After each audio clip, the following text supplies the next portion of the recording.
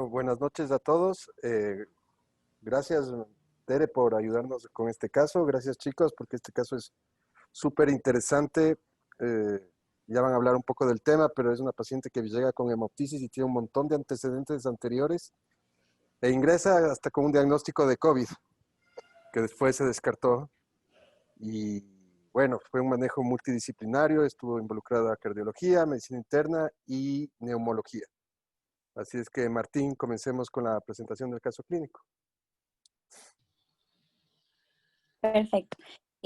Muy buenas noches con todos. De parte del Departamento de Medicina Interna les saludamos. Este caso, como lo había dicho anteriormente el doctor Ugasi, ha sido de manejo multidisciplinario, entonces fue realmente un reto diagnóstico. Esta noche vamos a presentar junto con los posgradistas de Medicina Interna y los internos que estamos rotando en este momento ahí. Bueno, nuestra paciente es femenina de 45 años, que tiene como antecedentes patológicos personales de importancia un síndrome de Turner, comunicación interventricular desde la niñez, oxígeno dependiente, poliglobulia, hipertensión pulmonar, y su medicación habitual es el rivaroxaban. Como antecedentes, en antecedentes quirúrgicos, tuvo un cerclaje de arteria pulmonar y una adenoidectomía. Antecedentes familiares no refiere. Como hábitos, también nos refirió el consumo de alcohol, biomasa no refiere, tabaco tampoco. Y su enfermedad actual. Es una paciente que refiere que como fecha real y aparente, que hace aproximadamente 1 hora y sin causa aparente presenta accesos de tos hemoptoica, aproximadamente de 5 cc en la emergencia por 3 ocasiones. El cuadro se acompaña de disnea y había negado haber tomado medicación previo al ingreso y acude a nuestro departamento de emergencia. Sus signos vitales fueron de tensión arterial 112, 62, frecuencia cardíaca 104, frecuencia respiratoria 20, una temperatura de 37.9, una saturación de oxígeno de 82% con 3 litros con cánula nasal y una FiO2 de 0.32. En el examen físico es una paciente consciente, alerta y orientada. Al momento de la anamnesis del examen físico estaba febril, normocefálica, escleras anitéricas, conjuntivas rosadas y húmedas, mucosas orales húmedas. No presencia de adenopatías ni ingurgitación yugular. La percusión pulmonar timpánica en ambos campos, crepitantes en campo izquierdo. El corazón rítmico con soplo sistólico de predominio de foco pulmonar y paraesternal izquierdo. El abdomen blando, depresible y ruidos hidroaéreos conservados. Extremidades sin edema y pulsos distales palpables. Muriel, antes de entrar a la lista de problemas, yo sé que no estuviste con la paciente y todo eso, pero ¿qué te parece en una paciente en la cual escuchas un soplo sistólico pulmonar, tiene antecedentes de hipertensión pulmonar? ¿Cómo crees que estuvieran las yugulares? Podrían estar con una ingurgitación yugular, Claro. Y pero esta no paciente, estaban. o sea, cuando en el ingreso no, pero cuando yo le vi sí tenía ingurgitación yugular, no sé, Tere, si tú te acuerdas. Sí, yo en el examen físico, las comunicaciones interventriculares tienen un soplo que es característico, que es de rueda de carro. Y más aún si ella tiene la CIB, que solo se hizo cerclaje pulmonar, o sea, aún la comunicación o el CHUM lo tiene. Entonces se escuchaba claramente en todos los focos, pero a predominio pulmonar. Aparte tenía signos marcados de falla cardíaca derecha por disfunción ventricular. Yo le encontré ingurgitación también cuando ingresé. 3 de 3, no tenía edemas marcados, patomegalia algo leve nada más y no tenía tampoco ascitis. Hasta acá en el examen físico concuerdo absolutamente todo, solo que también yo por ahí aclararía que sin oxígeno la paciente tenía una cianosis que no era tan marcada, pero era una cianosis tanto en las extremidades inferiores como en miembros superiores y bucal, que se corregía claramente con la administración de oxígeno. La otra vez, todo lo que has mencionado que llama también la atención es que los síndromes de Turner hasta ahora no se correlaciona mucho con comunicación interventricular. Eso es a mí lo que más me llamaba la atención, porque generalmente los Turner se asocian a patologías de la aorta. No sé, dígase aneurisma de la aorta o válvula bicúspide o insuficiencia aórtica. Es muy raro este tipo de correlación entre esta patología y la patología previa que tenía ella como antecedente. Entonces ya por ahí ya podríamos inclinar el pronóstico de la paciente hasta ahora para poder guiarnos. Ah, y la última aclaración es que la paciente sí, aparte del Rivaroxaban, se encontraba tomando diltiazem. Claro, recibía calcio antagonistas en una paciente con hipertensión secundaria cardiopatías congénitas. Ujú. Bueno, sigamos. Ok, entonces esta información es sacada específicamente de lo que nos reportaron en la emergencia. No, tranquila, yo sé. Ya. Entonces, para resumir un poco de la infancia, tenemos el síndrome de Turner, la comunicación interventricular, la dependencia del oxígeno, la poligloburia y la hipertensión pulmonar. En cambio, con lo que se detectó hace una hora, digamos, en la emergencia, es la hemoptisis, disnea, desaturación, taquicardia, alza térmica, crepitante de izquierdos y pulmonar, se escuchó la percusión timpánica bilateral. Como diagnóstico diferencial de la hemoptisis, tenemos que tener en cuenta la anticoagulación porque es una paciente que está tomando Rivaroxaban, hipertensión pulmonar, una malformación como el síndrome de Eisenmenger, una tromboembolia pulmonar, infección, es decir, una neumonía, o vasculitis. Bueno, un poquito para resumir Disculpa la interrupción. ¿Qué otra enfermedad pulmonar? En el contexto de un país en vías de desarrollo y donde la tuberculosis es una infección bastante endémica, pues es un diagnóstico que lo tendríamos que tener a la cabeza.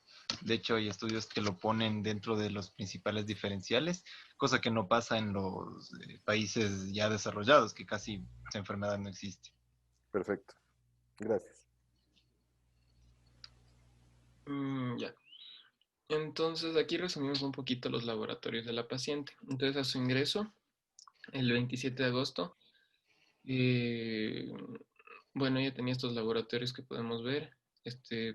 Eh, Glucosa un poco elevada, 113, BUN de 14, creatinina 0,7, enzimas hepáticas en límites normales, lactato deshidrogenasa 235 y PCR de 13. La gasometría, pH de 7,43, PCO 2,31, PO 2,59, lactato 1,5, bicarbonato 20,6. Básicamente eso, y como dijo el doctor que ingresó hasta con COVID, se le tuvo que hacer PCR y serología, también por el protocolo de hospital, pero salió negativo. Ya. El 28, en el control, no hubo mayor cosa que reportar, no había anemia, las plaquetas estaban dentro de los límites normales y los leucocitos igual. Se midió la troponina y el péptido natriurético, pero no mostraban ningún alza mayor, troponina en 6,5, péptido natriurético en 31. El 30 de agosto, las plaquetas bajaron un poco, pero igual se encontraban dentro de límites normales.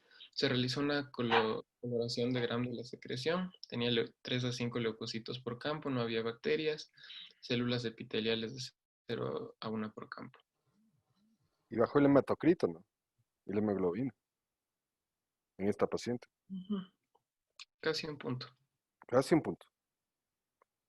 Yo en esa parte del hematocrito y hemoglobina, no sé si, por ejemplo, les pregunto a los posgradistas si les pareció raro haber encontrado esta cifra de hemoglobina y hematocrito en el contexto de todos los antecedentes que dijeron de la paciente. De hecho, sí, porque por lo general los pacientes que tienen ya hipertensión pulmonar o en este caso la paciente que tiene su cardiopatía congénita suelen manejar niveles de hemoglobina mucho más altos por la eritropoiesis que aparece como consecuencia de la hipoxia que los pacientes manejan. Entonces, por lo general los pacientes tienen más de 18 de hemoglobina, incluso pensando que 18 sería bajo para una paciente de estas características.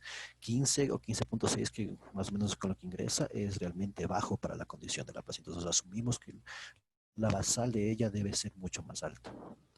Sí, tal cual. Los pacientes, ya con el diagnóstico en sí de hipertensión pulmonar, la mayoría de pacientes con ese antecedente tienen niveles elevados o de, por decirlo así, poliglobulia, pero más que todo es la eritrocitosis que se produce por la hipoxemia que dices, y bueno, no sé, pues obviamente el catabolismo y a nivel de la médula ósea se forma la serie roja.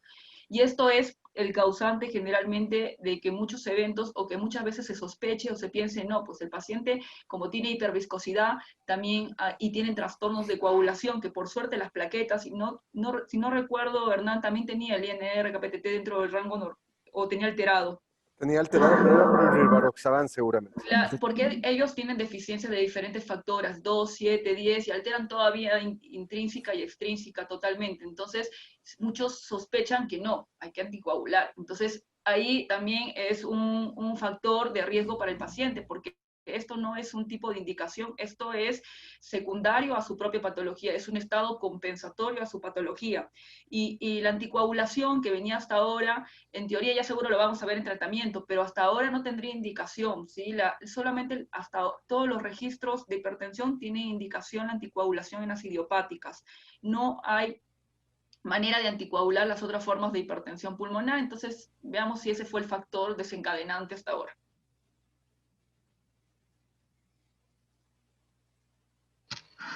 Y ya.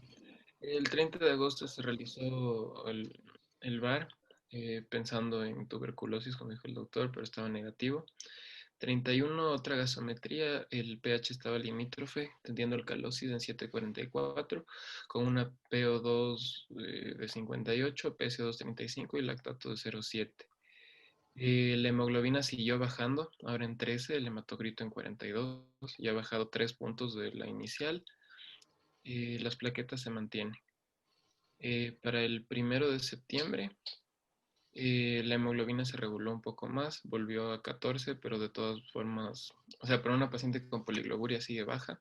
El hematocrito en 43% y en cuanto a leucocitos no se ven cambios relevantes. Por último, el 4 se hizo un control de aminotransferasas, pero también se encontraban en límites normales. Bien, continuando con los paraclínicos, tenemos un electrocardiograma que se le realizó a la paciente, en donde podemos ver que no presentaba ningún tipo de arritmia, tenía un ritmo sinusal con un eje en menos de 90 grados, una frecuencia cardíaca en 90 en reposo, un PR en 20 que estaba normal en 200 milisegundos, un QRS ligeramente ensanchado en 0,15 y un QT corregido prolongado.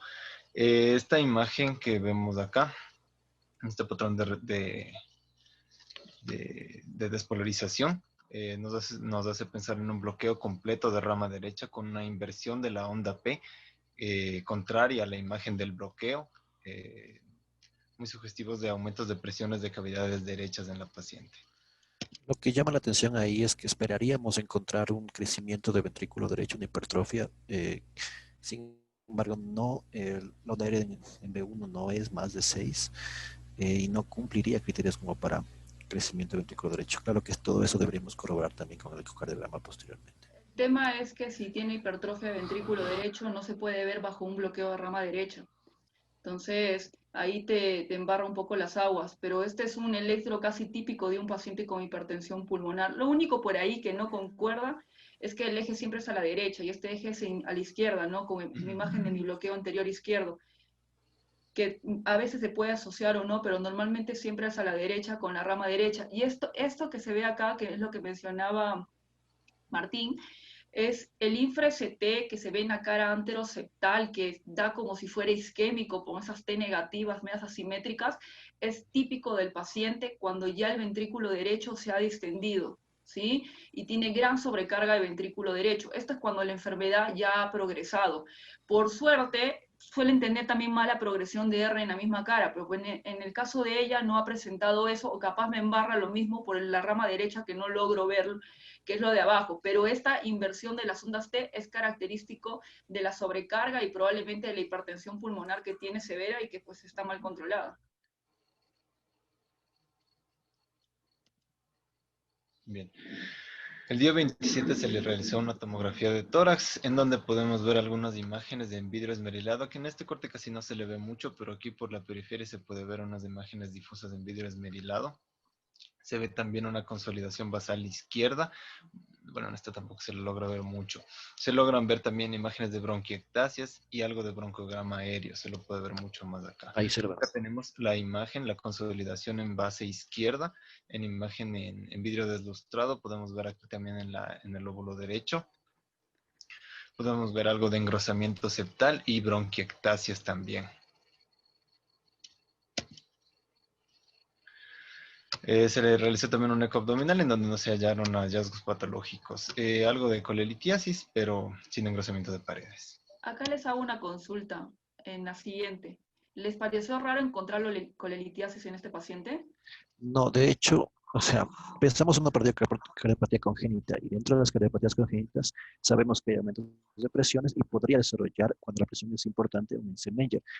Y dentro del espectro de complicaciones o de consecuencias del mismo síndrome, la colitiasis es una de ellas. Aparte de trastornos de coagulación, arritmias cardíacas y muchos otros más que vamos a mencionar más adelante. Entonces, la colitiasis podría estar en el contexto de esta patología.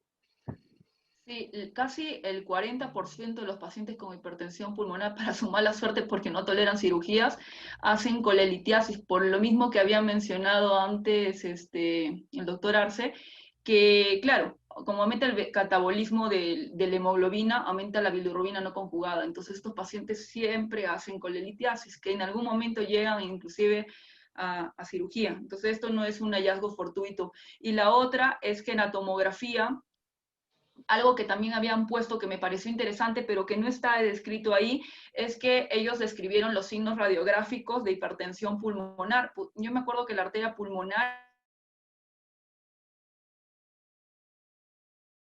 en diámetro estaban como en 30 milímetros, ya 29 ya te estaba indicando severa. Y algo que también había mencionado, y la arteria pulmonar, que esa relación también te indica de forma indirecta, si no tienes, por ejemplo, eco a la mano, y en el caso que le has hecho la tomografía, que el paciente tiene un grado de hipertensión pulmonar que es severo. Eso.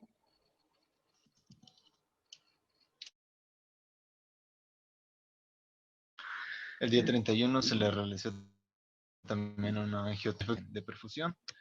No se ve efecto del contraste, así que prácticamente se descartó que se trate de una tromboembolia pulmonar.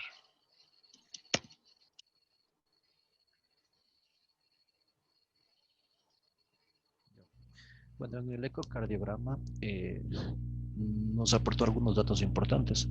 Bueno, tenemos una fracción de eyección preservada por encima de 60, exactamente 67%.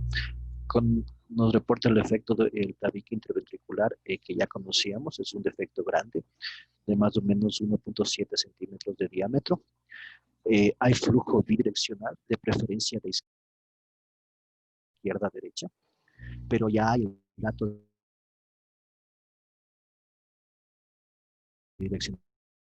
También hay, en la parte del ventrículo, bueno, lo que es la aurícula izquierda, no hay mayor dilatación.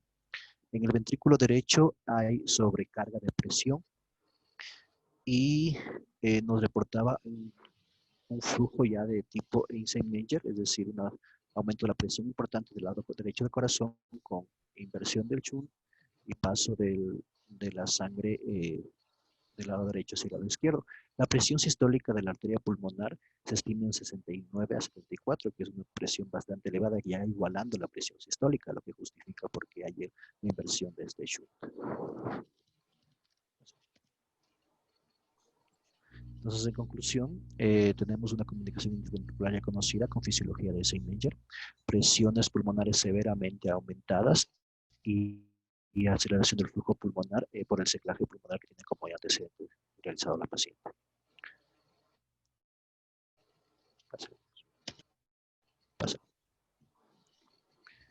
Bueno, dentro del diagnóstico principal, habiendo considerado las varias opciones que pueden justificar la misma hemoptisis, concluimos que la paciente, al tener una hipertensión pulmonar secundaria a su cardiopatía congénita, ha ido elevando consecutivamente las presiones del ventrículo derecho y del lado derecho del corazón, llevando a la presión pulmonar a igualar la presión sistólica, invirtiendo el shunt, que es realmente la fisiología del Eisenmenger.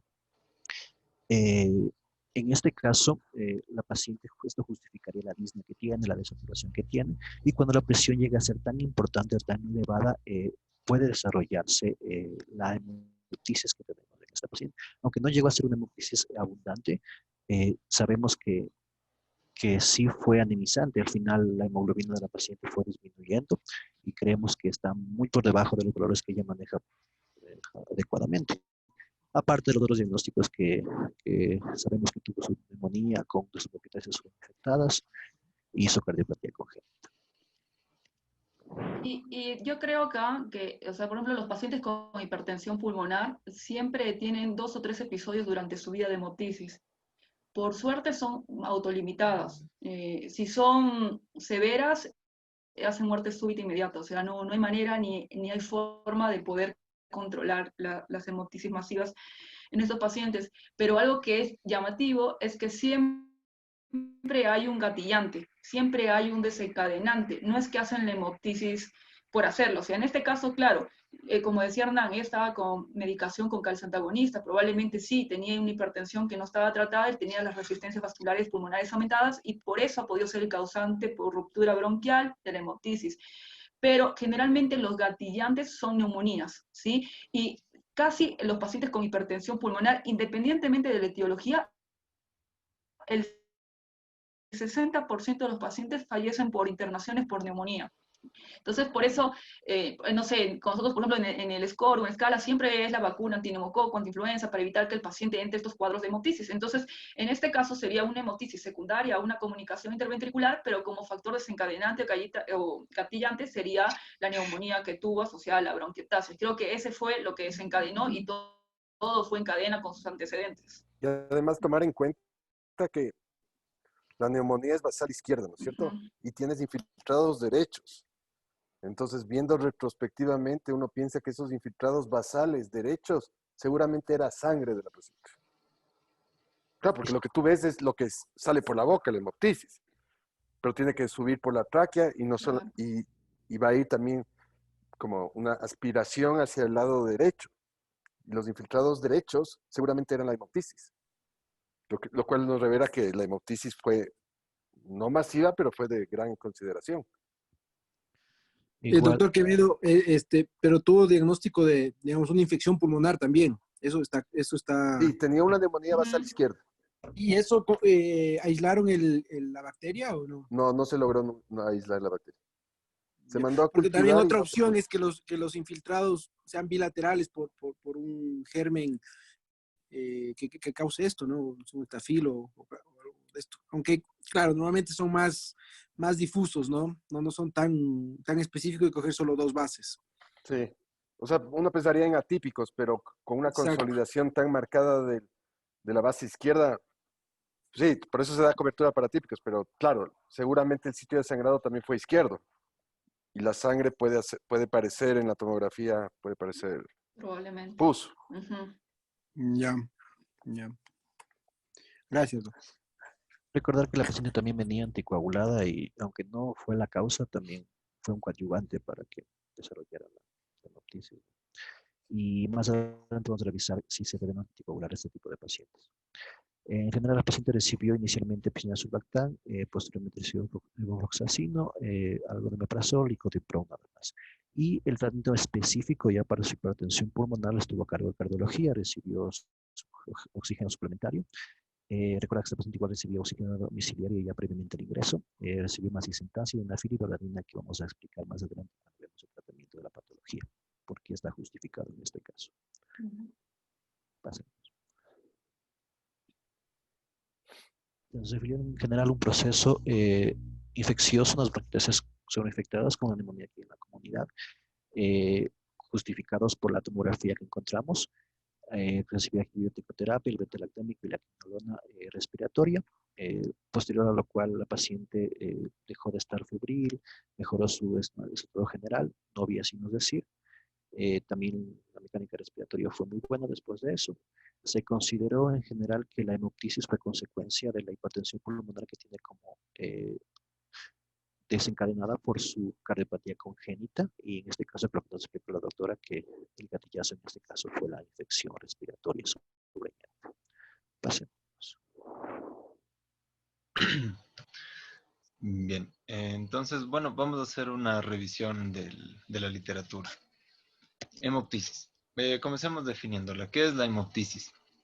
La hemoptisis está definida por la expulsión a través de la boca de contenido, o sea, de sangre, que es procediente del aparato respiratorio inferior por debajo de la glotis, debajo de las cuerdas vocales. Esto incluye el árbol bronquial, la tráquea o netamente los pulmones. Entonces, ¿de dónde se origina el sangrado?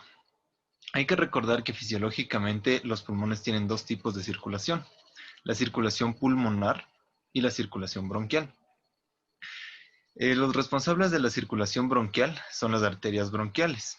Estas son ramas de la aorta, tienen presiones altas y más o menos, bueno, posteriormente describo un poquito más acerca de la fisiología de esto. Dentro de las arterias bronquiales, estas son responsables del 90% de los episodios de las hemoptisis, mientras que las arterias pulmonares son responsables de cerca del 5 al 10% de los casos de hemoptisis. La hemoptisis representa más o menos un 11% de los ingresos al área de neumología, 38% de estos ameritan cirugía y 5% de las hemoptisis son masivas. Y dentro de las hemoptisis masivas, su mortalidad puede ascender hasta el 85% de los pacientes. Como había dicho, nosotros tenemos dos tipos de circulaciones pulmonares: las arterias pulmonares netamente y las arterias bronquiales. Las arterias pulmonares son las encargadas de llevar el volumen circulatorio total para realizar la hematosis o el intercambio gaseoso. Esta circulación tiene baja presión y tiene pared fina. Como había dicho, a través de estas circula todo el gasto cardíaco, son los responsables de realizar la hematosis y por lo general sus sangrados son leves. Tienen paredes finas, por lo que este tipo de hemoptisis no suelen responder muy bien a los tratamientos. Y porque tienen una pobre capacidad de angioneogénesis, estos sangrados de las arterias pulmonares suelen ser autolimitados. Mientras que las arterias bronquiales son las encargadas de nutrir ya propiamente el parénquima pulmonar y las pleuras, y van a estar dadas tienen una presión sistémica, tienen alta presión y una pared muscular gruesa para poder tolerar esta presión. Tienen mucho menor flujo y son ramas directas de la aorta. Como habíamos dicho, son los responsables del parénquima, de los bronquios y de la pleura visceral, y dan origen al 90% de las hemoptisis. Tienen gran capacidad de angioneogénesis, así que ante situaciones de estrés, de daño endotelial, pueden provocar la angioneogénesis, provocando la aparición de nuevos vasos tortuosos y más proclives al sangrado. Cuando estas sangran, por lo general dan sangrados intensos, y por la calidad de la pared mucho más gruesa, suelen tener una mejor respuesta al tratamiento específico. Entonces, de la epidemiología, como habíamos dicho, en países desarrollados se han encontrado las siguientes frecuencias. En un 26% encabezando neoplasias de pulmón, en un 18% bronquitis crónicas, en un 18% también misceláneas y desconocidas en un 12%, quedándose relegadas las bronquiectasias y las neumonías. Cabe aclarar que en un país subdesarrollado como en el que estamos nosotros, tendríamos que ponerle a la cabeza sobre todo procesos infecciosos como la tuberculosis y también procesos como la bronquiectasia. Muy bien, para clasificar a la hemoptisis, el Instituto Nacional de Enfermedades Respiratorias ha propuesto una clasificación. Es bastante específica, aunque para fines prácticos casi no se la utiliza. Por ejemplo, dice que el esputo hemoptoico es más o menos de 15 mililitros de sangre al día. La hemoptisis franca es de 15 a 200, la hemoptisis mayor de 200 a 600 y la masiva más de 600. Mientras que la exsanguinante es más de 1000 al día o 150 a 200 ml en una sola ocasión. Pero para fines prácticos, la que se suele utilizar es leve, moderada y masiva. Leve, menos de 150 cc de sangre al día. moderado entre 150 y 500, y masiva más de 600 al día, o más de 150 cc en una hora o en una sola expectoración. Y los criterios para hablar de hemoptisis masiva tiene que ser al menos uno de los siguientes. Como habíamos dicho, de 150 a 200 en una sola vez, más de 600 en 24 horas, que el paciente tenga signos de inestabilidad hemodinámica o que haya obstrucción de la vía aérea independientemente de la cantidad de sangre que ha sido expulsada. Bueno, podemos ver una vasta lista de etiologías dentro de las que podemos clasificar a la hemoptisis como enfermedades del pulmón no infecciosas, bronquitis crónica, bronquiectasias, neoplasias, carcinoma broncogénico, enfermedades infecciosas, tuberculosis, bacterianas, fúngicas, enfermedades cardiovasculares en donde tenemos el tromboembolismo pulmonar, estenosis mitral, edema agudo de pulmón por falla cardíaca izquierda aguda, el síndrome de Eisenmenger, que es lo que nos compete. Enfermedades sistémicas, como podemos tener las vasculitis ANCA asociadas, como Church-Strauss. Podemos tener autoinmunes, como lupus, enfermedades del tejido conectivo, esclerodermia. Traumatismos, como contusiones pulmonares. Otras causas, como el consumo de sustancias. Enfermedades sistémicas, dentro de las cuales podemos añadir las coagulopatías. Como habíamos dicho, síndromes pulmón-riñón, enfermedades sistémicas, de nuevo se vuelve a repetir, Wegener, Church-Strauss, Goodpasture.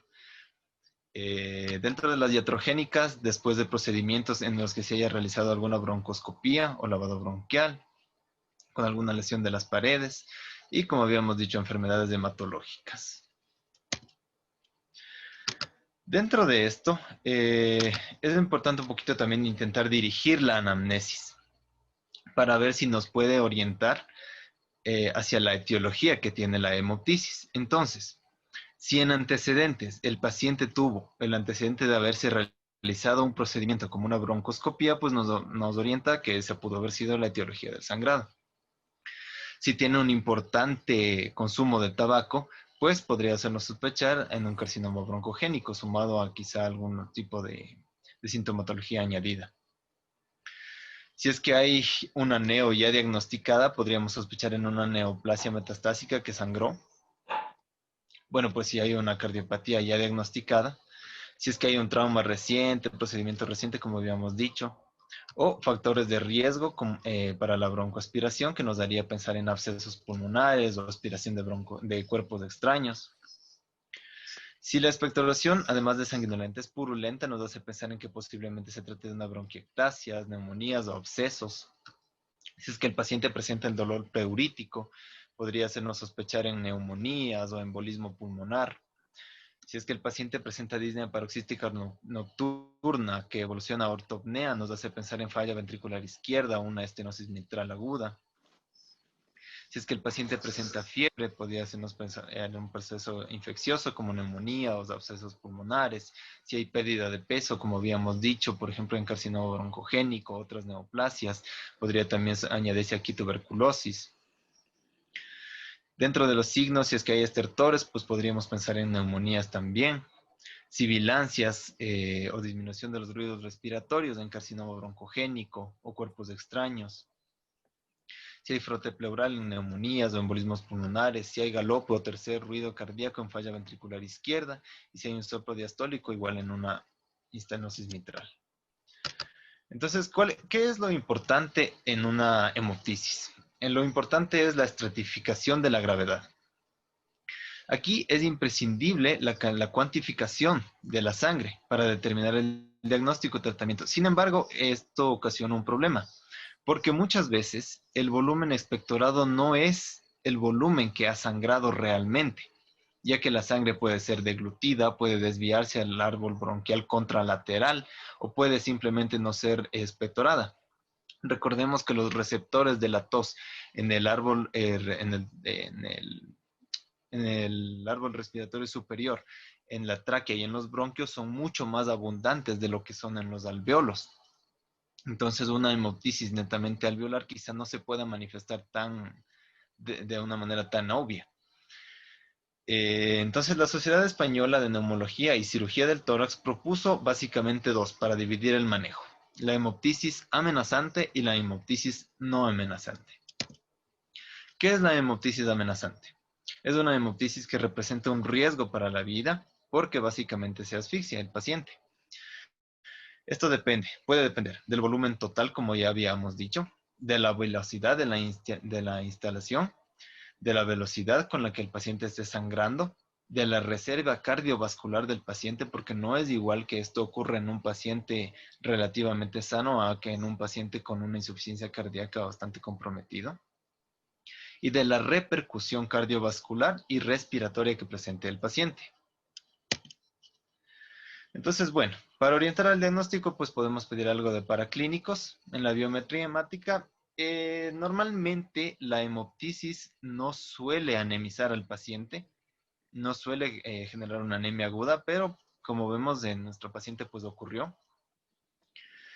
En patrones de hemorragia alveolar, por lo general se puede presentar anemia crónica. Puede haber leucocitosis si es que sospechamos de procesos inflamatorios o infecciosos. Hay que pedir un perfil de coagulación para descartar alguna coagulopatía. Hay que pedir un EKG y un ecocardiograma para descartar estenosis mitral, sobrecarga del ventrículo derecho. Una gasometría arterial para determinar el golpe del estado ácido-base que presentó esta patología. Y un estudio del esputo para ver si es que existe eritrocitos o si se le pide algún cultivo. Entonces el siguiente paso, y uno de los más importantes, es seleccionar el estudio de imagen. Nosotros tenemos, dentro de lo que se ha propuesto, 3 estudios que se pueden realizar de manera rápida y con sus respectivas sensibilidades. Entonces, por ejemplo, una radiografía de tórax tiene una sensibilidad del 38 hasta el 80% para localizar el sitio de sangrado, pero es bastante pobre al momento de establecer la causa, llegando hasta un 30%, 30-35% para establecer la causa. Mientras que una tomografía de tórax se recomienda contrastada, alcanza un 88% para localizar el sitio de sangrado e incluso llega hasta un 77% de sensibilidad para establecer la causa.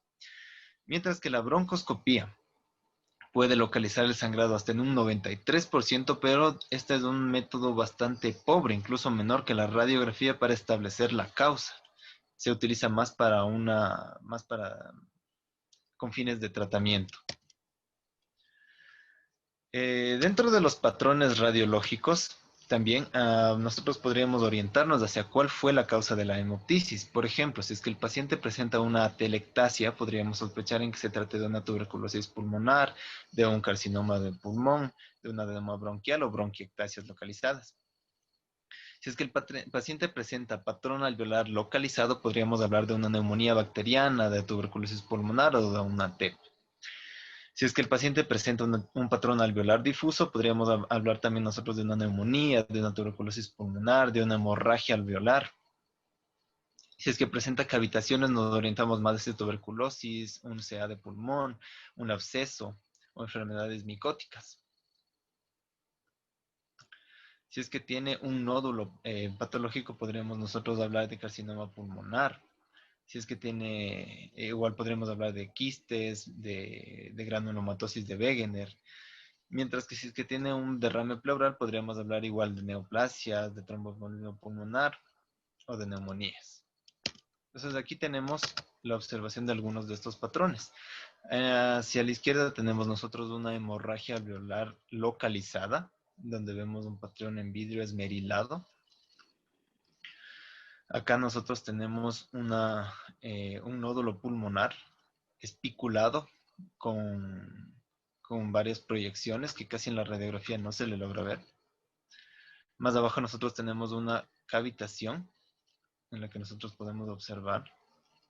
Acá tenemos un derrame pleural y acá tenemos una hemorragia alveolar difusa, que se caracteriza por patrones parchados en vidrio esmerilado que se localizan en los 4 cuadrantes del pulmón.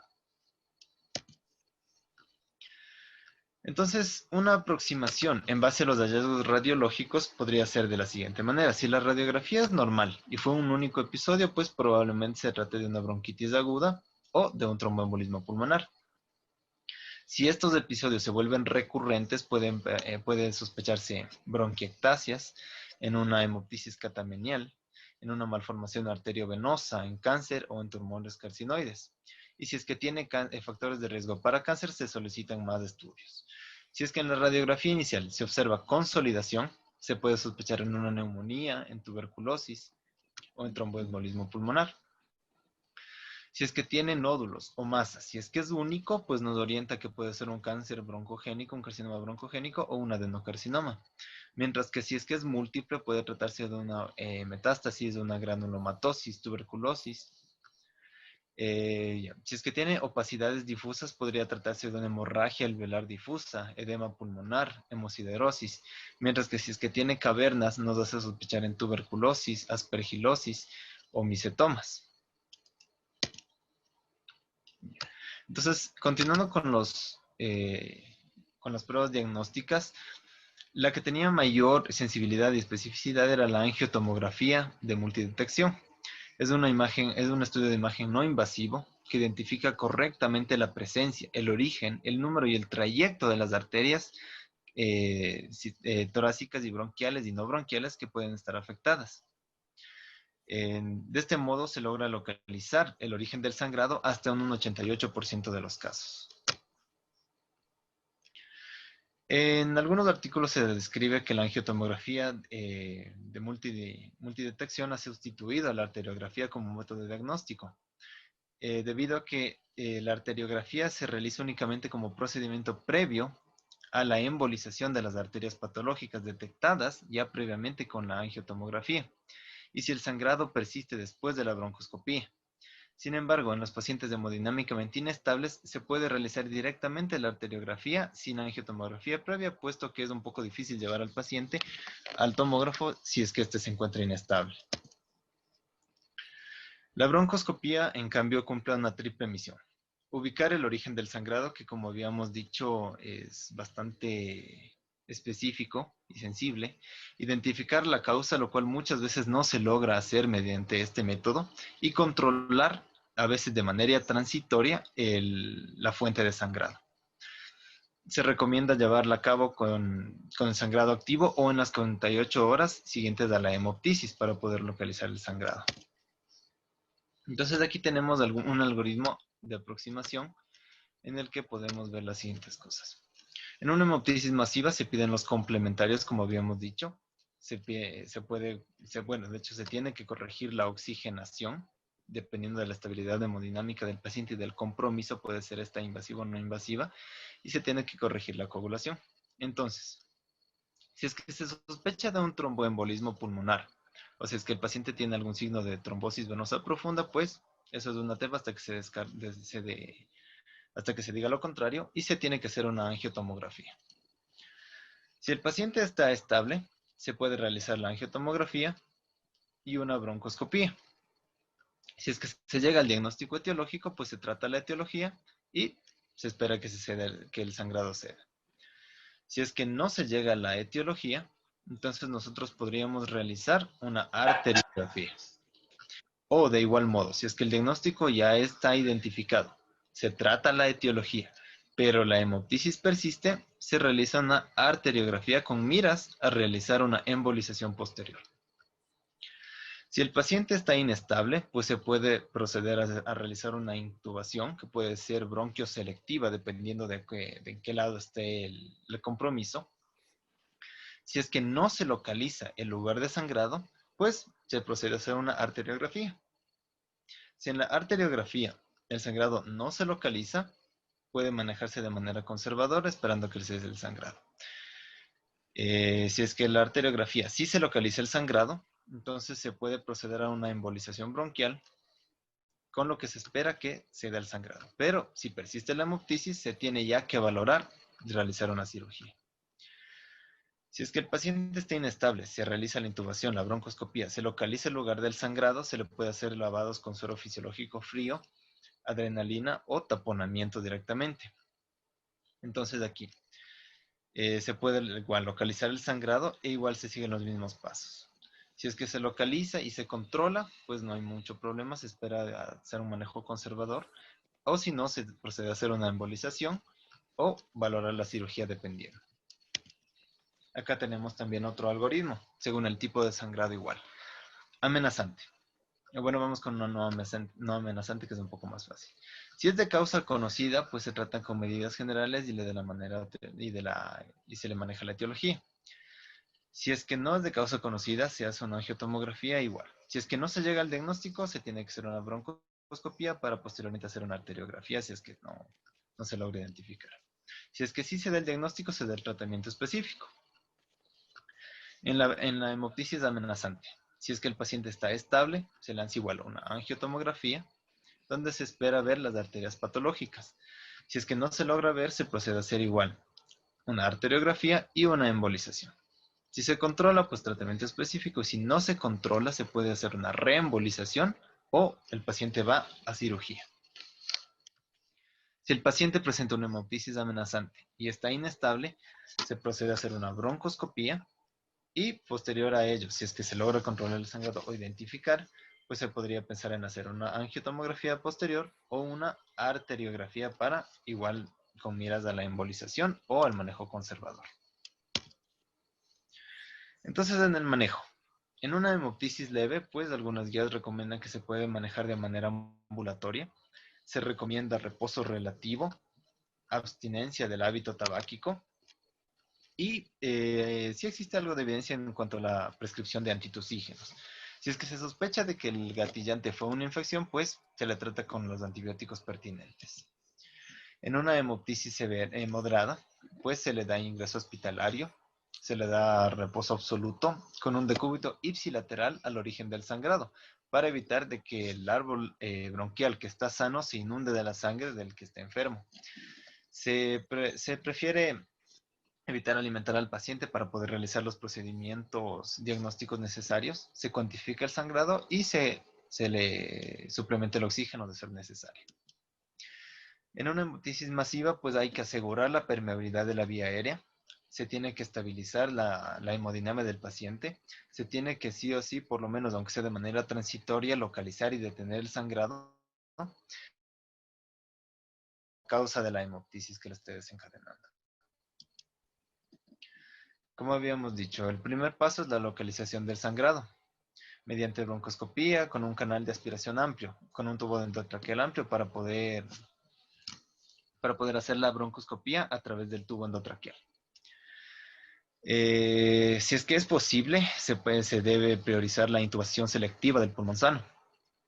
Se indica más la broncoscopía rígida como método inicial en hemoptisis masivas, debido a que existe una mayor capacidad de aspiración y de lograr de forma simultánea una adecuada ventilación del enfermo.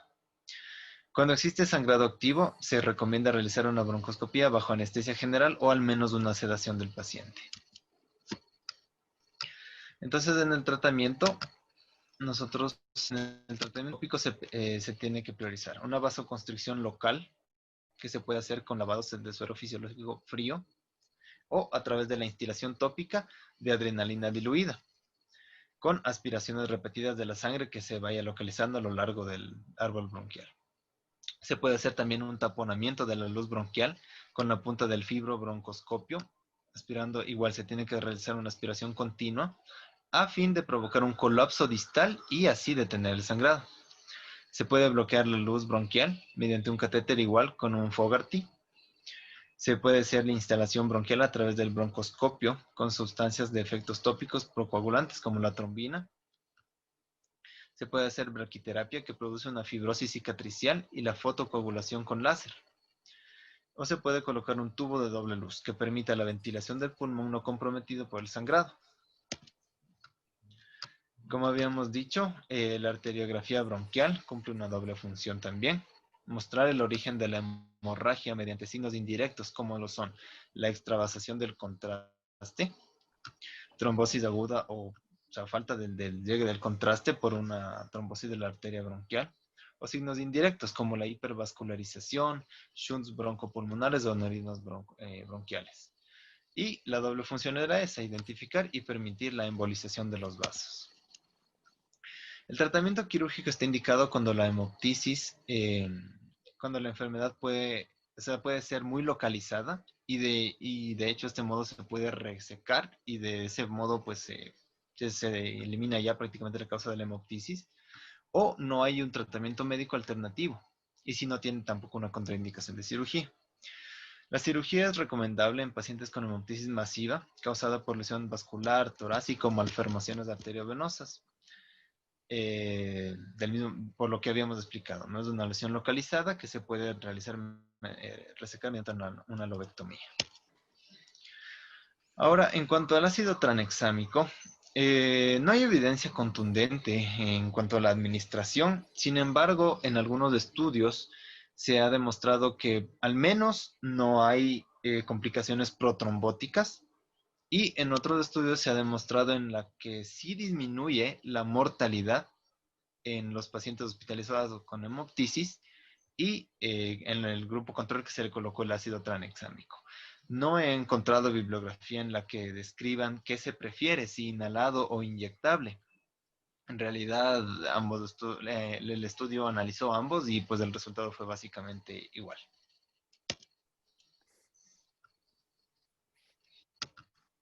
Estábamos un poco en lo que es hipertensión pulmonar y la cardiopatía congénita. Es bueno definir qué es la hipertensión pulmonar.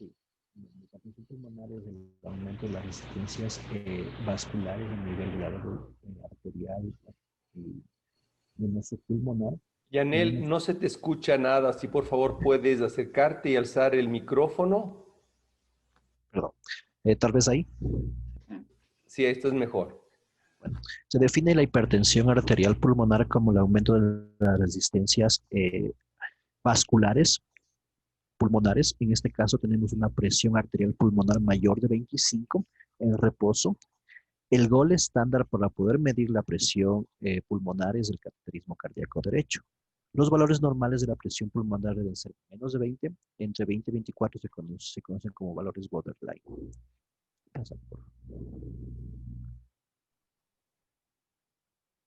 Bueno, lo que habíamos dicho, que la presión por lo general, bueno, la presión es más de 25 para hablar de hipertensión pulmonar, más de 30 post ejercicio. Ya, en cuanto a la clasificación de la hipertensión pulmonar, tenemos varios grupos. Los grupos van enfocados a la etiología. En este caso, los del grupo 1, la hipertensión arterial del grupo 1, habla de hipertensión arterial idiopática, también asociada a enfermedades como VIH, hipertensión portal, enfermedades del tejido conectivo, y en este caso también entran las enfermedades congénitas. Entonces, básicamente, nuestro paciente entraría como una hipertensión arterial de tipo 1. Los subtipos, hablamos de tipo 1', cuando hay enfermedad pulmonar veno-oclusiva y angiomatosis pulmonar capilar. También hablamos de hipertensión pulmonar grupo 1, 2', cuando se presenta en el recién nacido. La del grupo 2 es una enfermedad debida a enfermedad cardíaca, enfermedad izquierda, puede ser disfunción sistólica del ventrículo izquierdo, enfermedades vasculares, obstrucción del tracto de salida, como por ejemplo las miocardiopatía hipertróficas que pueden tener una obstrucción del tracto de salida. En el grupo 3 de las hipertensiones pulmonares encontramos las que son netamente de causas pulmonares, aquellas que se originan en parénquima pulmonar, por ejemplo, en este caso tenemos la enfermedad obstructiva crónica, la enfermedad intersticial pulmonar, también las enfermedades, la apnea del sueño, enfermedades en general que tienen alguna alteración a nivel del parénquima pulmonar que pueden condicionar a desarrollar en el futuro una hipertensión pulmonar. Las del tipo 4 asociadas a eventos trombóticos, una embolia pulmonar que puede desarrollar después hipertensión pulmonar, y las últimas entran las misceláneas, en donde se encuentran las multifactoriales o las que no se puede definir una u otra o que comparten mecanismos fisiopatológicos. Bueno, en este caso, para hablar un poco de cómo se produce la hipertensión en el árbol pulmonar, hablamos de que hay alteraciones a nivel de los vasoconstrictores y de los vasodilatadores presentes en la circulación. Hay predominio de la endotelina, disminución del óxido nítrico. En este caso, vemos un aumento progresivo de la resistencia vascular que está teniendo por aumento del flujo hacia el pulmón o por daño a nivel de los vasos sanguíneos mismos que van generando cada vez poco a poco aumento de esta presión hasta que incluso puede igualar la presión arterial. Pasemos más adelante.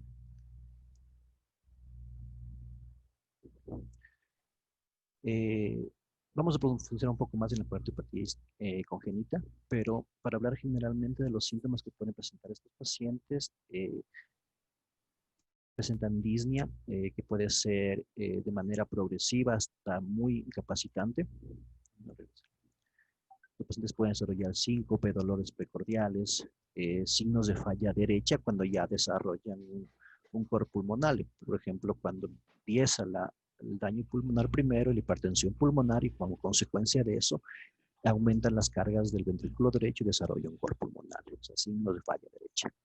Puede haber dedos reforzados, cianosis cuando ya es muy importante el daño pulmonar, o cuando hay una cardiopatía asociada a una cardiopatía congénita con shunts impartidos. Puede haber acropealgias igual por la hipoxia sostenida.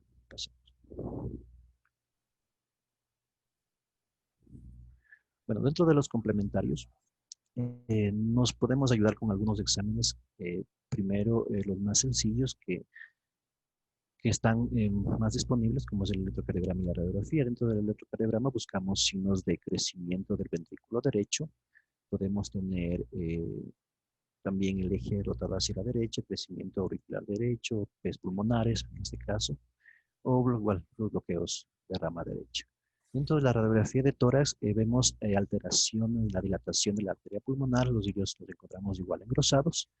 Y dentro del ecocardiograma, bueno, vamos a, que en realidad en este caso nos ayuda mucho para poder medir los volúmenes pulmonares y poder medir también la presión pulmonar. Como les recordaba, el gold estándar es mismo, pero de manera indirecta nos puede ayudar el ecocardiograma. Aquí hablamos de probabilidades de presentar hipertensión pulmonar. En este caso, tenemos una probabilidad baja si la velocidad de regurgitación tricuspidia está a menos de 2.9. Una probabilidad intermedia si la velocidad de regurgitación tricuspidia está entre un 2.9 o un 3.4, pero incluso podemos hablar de probabilidad intermedia aunque estuviera menos de 2.8, pero con signos ecocardiográficos de hipertensión pulmonar, como puede ser el crecimiento del ventrículo derecho. En la probabilidad alta, esta velocidad de regurgitación tricuspidia está mayor a 3.4 o entre 2.9 y 3.4, pero igual con signos ecocardiográficos. En el caso de la presión sistólica de la arteria pulmonar, la probabilidad es baja cuando esta presión es menor a 36, la probabilidad es intermedia cuando está entre 36 y 50 y es alta cuando está mayor de 50.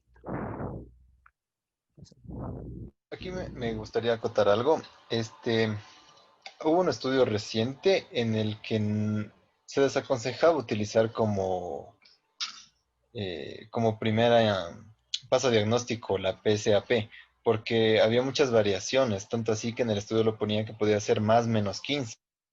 Entonces estamos hablando que un paciente que tenga 45 puede tranquilamente tener 30 de PSAP, entonces no lo catalogaríamos ni siquiera como una probabilidad baja de presentar hipertensión pulmonar. Es más, en las nuevas guías de hipertensión pulmonar, bueno, que en realidad es antigua porque recién van a salir, son del 2015, no incluyen dentro de los criterios ecocardiográficos a la presión sistólica de la arteria pulmonar. O sea, el ecocardiograma es una herramienta útil que te permite ver la probabilidad que el paciente va a tener. El diagnóstico es el cateterismo derecho. Pero como dijo Yanael, que lo que uno debe solicitar ante la sospecha, por ejemplo, sospechamos que la paciente tenía hipertensión pulmonar, pero esta paciente ya tenía un cateterismo hecho hace buenos años, donde ya teníamos el diagnóstico. Pero si ustedes sospechan, tienen que pedirle al ecocardiografista el tiempo de velocidad de regurgitación tricuspidia y con eso abren las aguas. Ahora, si digamos, ¿no es cierto?, ya tiene 3.4, les dice el doctor, entonces su probabilidad es altísima, el paciente va a cateterismo derecho, sobre todo si es grupo 1 y grupo 4. Estos de cabeza van a cateterismo derecho. Pero ¿qué pasa si tienes un intermedio? Entonces tienes que pedir otros signos ecocardiográficos y para esto generalmente te vas a ventrículo. Y a medida que el corazón, o sea, a medida que uno tiene hipertensión pulmonar, ¿qué pasa? El ventrículo derecho se va bombando. Si se bomba, el septum se desplaza. Y eso hace que el ventrículo izquierdo se quede pequeñito. Eso se llama índice de excentricidad. Y esto se pide sí o sí en los ventrículos o la relación del ventrículo derecho con ventrículo izquierdo. Luego te vas a la arteria pulmonar. ¿Y qué pides? cuánto mide la arteria pulmonar, si hay regurgitación tricuspidia. Y por último, te ves a vena cava inferior. Si es mayor de 21 milímetros y no colapsa, te está indicando que el paciente pueda tener hipertensión pulmonar asociado a este que me mencionaron, el riesgo intermedio de tiempo de regurgitación o volumen o velocidad de regurgitación tricuspidia, mejor dicho. Y asimismo, la aurícula derecha, no la izquierda. La derecha se suma acá. Si es mayor a 18, también es un signo ecocardiográfico que te va indicando que esto tiene hipertensión pulmonar. Y Yanael, te aclaro algo de lo que mencionaste anteriormente. Según el último consenso en el 2018, hipertensión pulmonar se clasifica ahora como presión arterial pulmonar media mayor o igual a 20, ya no 25. Se redujo el corte porque se hizo un estudio en personas jóvenes, y en personas sanas se dio que la media era de 15 y se sumó más la desviación estándar, es 20. Y para esto tienes que saber dividir si es precapilar y si es postcapilar, y eso es importantísimo saber. Por ejemplo, nuestra paciente que tenía, porque mucho de la medicación va a depender de eso, ¿sí? Por ejemplo, por suerte ya tenía un cateterismo, yo no tuve que repetirle un cateterismo al paciente, pero en el caso de las precapilares son compresión de fin de diástole o wedge menor de 15 y las resistencias aumentadas. ¿Qué podrían ser? Grupos 1, 3, 4 y 5 que mencionaste. Y los grupos 2 y 5 solamente son las postcapilares, son las que ya tienen presiones de fin de diástoles que están aumentados. Se comprometen ventrículo izquierdo también y también ventrículo derecho. Y eso es importante mencionar porque el tratamiento va a ser sobre sobrecarga de volumen y sobre la sobrecarga de presión.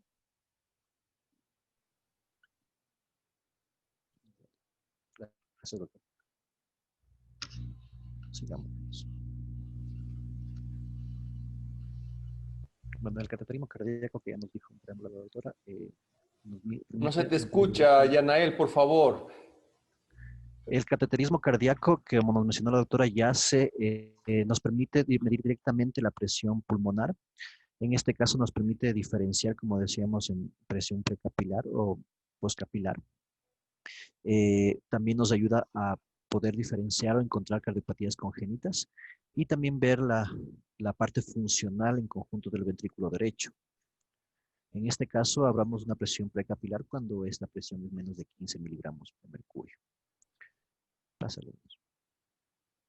Hay otra cosa también para la que te sirve el cateterismo derecho. Y es con respecto al tratamiento. ¿Corregir los defectos del septo?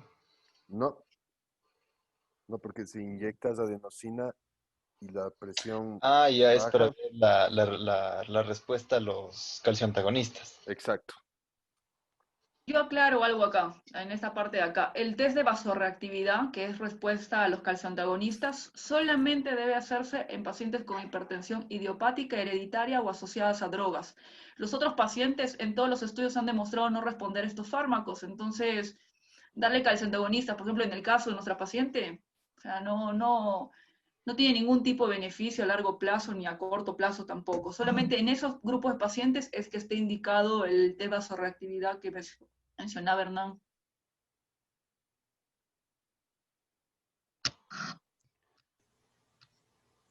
Muy bien. Continúa, por favor. Hablando de Eisenmenger, que también es el tema que nos compete, un poco de historia. En 1897 se describió por primera vez un caso de un paciente con cianosis y disnea que falleció con hemoptisis masiva. El doctor Victor Eisenmenger fue el que describió este caso. Como el paciente falleció, se le hizo una necropsia que mostró comunicación interventricular con hipertrofia del ventrículo derecho, así como dilatación del tronco y de las ramas arteriales pulmonares. Hacia 1958, varios años después ya, Paul Wall, otro médico, describió el complejo de Eisenmenger siguiendo los pasos del doctor Eisenmenger como los casos que consisten en hipertensión pulmonar llegando a niveles sistémicos con shunt bidireccional, invirtiéndose este shunt y con un defecto interventricular. En este caso, los primeros casos fueron valorados en comunicación interventricular. Posteriormente se identificaron que podía presentarse la misma fisiología en otros defectos cardíacos. Actualmente se utiliza el término síndrome de Eisenmenger para describir la enfermedad vascular pulmonar que puede tener o no cianosis resultante de la conexión de la circulación pulmonar y sistémica, ya sea por defectos del septo atrial, por defectos del tabique ventricular o por ventanas aortopulmonares. Hablamos de Einstein-Menger cuando ya la presión es muy significativa o es una fase avanzada de la hipertensión pulmonar como consecuencia de la cardiopatía congénita. Sí, la forma más avanzada de la hipertensión en estos casos. Pásale.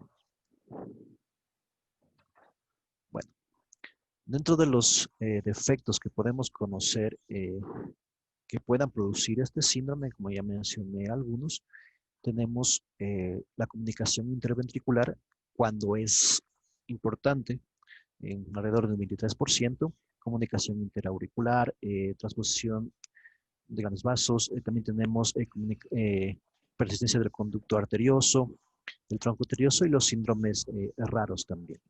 Pasemos. Bueno, hablando un poco de la patogenia que tiene esta enfermedad, es un trastorno que se presenta cuando la presión sistólica pulmonar comienza a igualarse a la presión arterial sistémica. La presión pulmonar empieza a igualarse a la sistémica. La dirección del shunt se invierte. Inicialmente, cuando la cardiopatía está presente, la dirección del flujo es de izquierda a derecha por la presión mayor del lado izquierdo del corazón. En este caso, los pacientes se mantienen compensados. Cuando el flujo pulmonar sigue aumentando, aumenta la resistencia vascular a presiones importantes, produciéndose una inversión de este shunt. Puede ocurrir cambios significativos en la vasculatura pulmonar que incluyen hipertrofia de la capa media arterioral. Pásenme más en el siguiente, porque está la foto.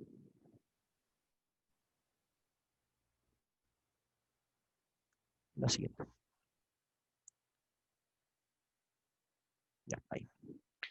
Bueno, hay hipertrofia de la capa media arteriolar, proliferación y fibrosis de la capa íntima, oclusión precapilar también y arterial.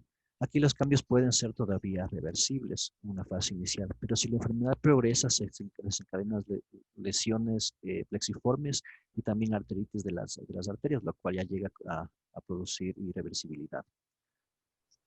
Además que cuando ya ha avanzado en el tiempo, el corazón se ha moldeado a los nuevos flujos de presiones y corregir el defecto podría ser perjudicial.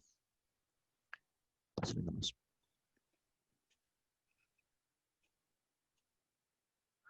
Bueno, como sabemos, este hiperflujo condiciona una lesión endotelial con todos los cambios histológicos que mencioné y empiezan a generarse a nivel sistémico factores vasoconstrictores, principalmente endotelina. No sabemos si la endotelina es la causa de la hipertensión o es la consecuencia de, pero sí está documentada que hay valores incrementados de endotelina. Y bueno, esos son los mecanismos por los cuales se va produciendo. En cuanto a la clínica, los síntomas principales pueden ser cianosis, disnea, fatiga, síncope, hemoptisis, puede haber hiperglicosidad sanguínea, acropaquias, pero esos son los síntomas directos del estado hipóxico del paciente. Sin embargo, pueden haber otras complicaciones a nivel sistémico que pueden acompañar al síndrome. Entre ellas, hablamos de arritmias cardíacas, gota, colelitiasis, puede haber falla renal, puede haber disfunción hepática, puede el paciente desarrollar hiponatremia, tener una falla cardíaca principalmente derecha. Los pacientes, por la hiperviscosidad condicionada por el aumento de la eritrocitosis con una poliglobulia, pueden desarrollar eventos trombóticos, pero también pueden desarrollar, por los defectos de anticoagulación que hablamos de la vitamina K dependientes, estados hemorrágicos. Entonces, tenemos siempre que considerar esto para iniciar el tratamiento. Se hablaba en la bibliografía que yo encontré que hay un riesgo de más o menos el 20% de desarrollar eventos protrombóticos y de un 10% de desarrollar eventos hemorrágicos. También los pacientes suelen complicarse con otras enfermedades como por ejemplo abscesos cerebrales por el mismo flujo sanguíneo a nivel cardíaco que hay comunicación directa con la circulación sistémica. Pueden haber infecciones a nivel del sistema nervioso central, incluso eventos trombóticos a nivel del sistema nervioso central como strokes. Bueno, sigamos.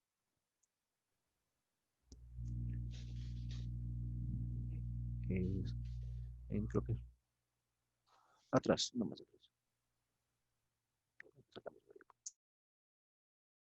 Al manejo de estos pacientes, es importante hablar un poco de la anticoagulación. La bibliografía que yo encontré es que, bueno, si hablamos solo de hipertensión pulmonar sin defecto congénito en cardiopatías, el paciente debe ser anticoagulado porque la hipertensión pulmonar de por sí condiciona un evento protrombótico. Pero en estos pacientes debemos ser un poco más minuciosos.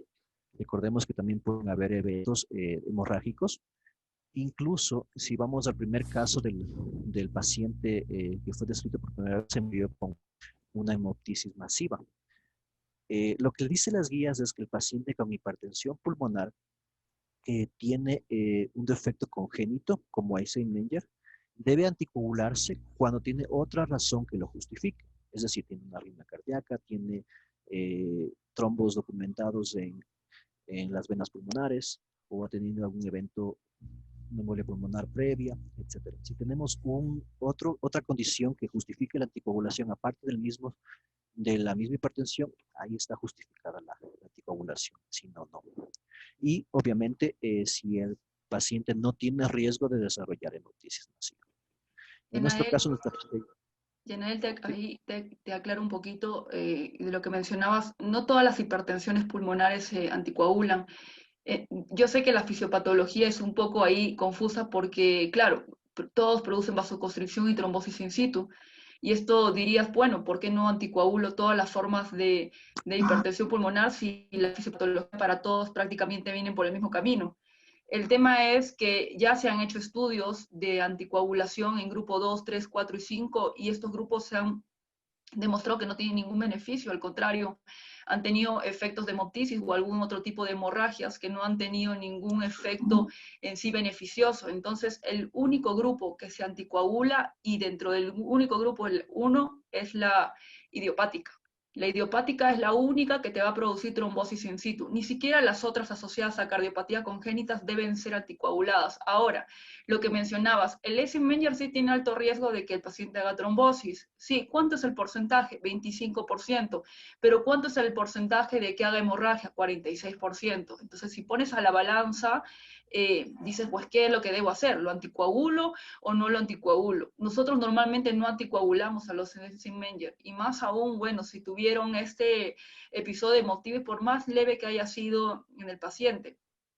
Una de las cosas también que hay que tener en cuenta es esto, del manejo, porque normalmente siempre vemos a los pacientes con hipertensión pulmonar anticoagulados y en realidad es un tema de debate. Probablemente también pudo ser uno de los factores asociados en la paciente, o por lo menos que intensificó su cuadro de hemoptisis. Y para aclarar, en el TEP crónico también se anticoagula, ¿no es cierto? Sí, perdón, sí, ahí también se anticoagula, totalmente indicado, sí. En cuanto al manejo de las presiones pulmonares, existen estudios que avalan el empleo de antagonistas de los bloqueadores de los canales de calcio. Se ha visto beneficio con el tratamiento de estos pacientes. Los ensayos clínicos principalmente utilizan nifedipino, diltiazem, amlodipino, especialmente los dos primeros, nifedipino y diltiazem. También hay unos pocos estudios con amlodipino. La elección del calcio antagonista se basa en la tolerancia que tenga el paciente a este medicamento, en la frecuencia cardíaca inicial antes de iniciar el tratamiento. La presencia de bradicardia relativa favorece el uso de nifedipino y amlodipino, mientras que la taquicardia favorece el uso de diltiazem. Las dosis diarias de estos fármacos que se han demostrado eficaces son las dosis más altas. Por ejemplo, a nivel de nifedipino hablamos de 120 a 240 miligramos, del diltiazem a 240 a 720 incluso miligramos, y hasta 20 miligramos de amlodipino. Se aconseja iniciar en dosis progresivas, es decir, dosis bajas, por ejemplo, 30 miligramos de nifedipino de liberación lenta, 2 veces al día, o 60 miligramos de diltiazem 3 veces al día e irla progresando según la tolerancia que tenga el paciente. Los factores que pueden limitar el uso de los calcioantagonistas, más que todo son la hipotensión que pueda presentar el paciente y el edema de miembros inferiores. Y acá, Yanael, vuelvo a aclarar eso, ¿sí? Solamente aquellos pacientes que tienen test de vasorreactividad positivo, o sea, que haya descenso de la media mayor de 10 o un valor absoluto que sea mayor o igual a 40 milímetros de mercurio y que el gasto cardíaco no se altere, ¿sí? Que esté normal o que esté aumentado. 3 grupos, idiopática, hereditaria y asociada a drogas. A los otros ni siquiera amerita hacerle el test de vasorreactividad o el inicio de los calcioantagonistas porque no van a responder a la medicación. Y otra cosa, igual si tienen, perdón Hernán, si tienen un paciente que digamos le quieren dar calcioantagonistas, pero tiene disfunción ventricular del BD por lo menos, tienen que tener mucho cuidado, ¿sí? Porque por el efecto inotrópico negativo, por acá ponen anlodipino, nifedipino, pero normalmente solemos utilizar diltiazem o verapamilo. Entonces va a descompensar más al paciente. Entonces, ojo con eso también porque puede llegar a empeorar la falla cardíaca derecha en el paciente. Y tomar en cuenta que en la idiopática solo el 10% responden Exacto. al test de reactividad y después de 3 a 5 años del 10%, el 50% deja de responder a los calcioantagonistas. Entonces, no es la medicación mágica que se debería de dar a los pacientes. Exacto, es por eso que el año pasado incluyeron dentro del grupo 1 pacientes respondedores a calcioantagonistas, es decir, a aquellos que están con altas dosis de calcioantagonistas se les tiene que hacer anual un cateterismo derecho para ver si vienen bien, como decías, o aumentaron las presiones para ver si se cambia a otra medicación inmediatamente. Claro. Hablando de los antagonistas de los receptores de endotelina, como sabemos por fisiopatología hay aumento de la endotelina en este tipo de pacientes. Se ha demostrado la activación de este sistema tanto en plasma como en tejido pulmonar, en los pacientes con hipertensión pulmonar. No está claro, como dije, si el aumento de las concentraciones plasmáticas de la endotelina 1 son causa o consecuencia de la hipertensión pulmonar. En este caso, la endotelina no tiene efectos vasoconstrictores y mitogénicos. Se unen a las dos isoformas conocidas de la endotelina A y B. Y los fármacos van contra estos receptores, el tipo A o el tipo B. Aquí podemos mencionar algunos, el ambrisentan, el bonsertan y el macitentan. El ambrisentan es un antagonista igual de la endotelina que tiene preferencia por los receptores de endotelina A. El bonsertan, que es el que más se ha estudiado, es un antagonista dual, tiene efecto a nivel de endotelina A y endotelina B, y se ha evaluado en hipertensión idiopática y también directamente en el síndrome de Eisenmenger. El macitentan redujo igual significativamente la mortalidad y la morbilidad de estos pacientes y también ha aumentado la capacidad de ejercicio de estos mismos. Igual es un medicamento dual, tiene para efecto en los dos receptores, A y B. Y había un dato importante aquí, que el macitentan se había identificado en 4.3% de los pacientes que reciben tratamiento una disminución de la hemoglobina. Entonces es un dato que hay que tener en cuenta para cuando se utilice este tratamiento. En realidad, todos los antagonistas de los receptores endotelina tienen ese efecto de producir anemia, ¿sí? Desde los primeros 3 días que se inicia la medicación. Entonces, yo eso me acuerdo que comentaba con Hernán, o sea, tanto no me sorprendía a mí la anemia de la paciente o que haya bajado, porque en realidad las hemoptisis que tenía eran pequeñas, o sea, no eran causantes de esa forma de reducción de hemoglobina y hematocrito que tenía la paciente, era porque habíamos iniciado de forma agresiva, por decirlo así, la medicación lo antes posible. O sea, la baja de 15.1 a 14 fue después de lo que se inició el macitentan. Exactamente. Y ahora, o sea, yo que la sigo actualmente, ahora tiene 11 hemoglobina. El macitentan suele tener hasta hemoglobinas de 9 y ahí tienes que hacer el pare un rato y ver y hacer otras mediciones. Dentro de estos 3, generalmente el bosentan lo usamos, sí, para cardiopatías congénitas, pero no tiene efecto sobre la morbimortalidad. ¿Sí? El ambrisentan se usa para pacientes con VIH y el macitentan está indicado en idiopáticas, en hereditarias, asociadas a drogas, tejido conectivo a la cabeza y pacientes con enfermedades o cardiopatías congénitas que son simples corregidas. El tema es que no tenemos otro fármaco para utilizar en esta paciente, entonces tampoco tenemos muchas herramientas porque ella está ya en clase funcional 3-4. Entonces, en realidad a ella por ahí le tocaría usar una prostaciclina intravenosa, un prostanoide más que este fármaco, pero de alguna manera tiene algún cierto tipo de indicación.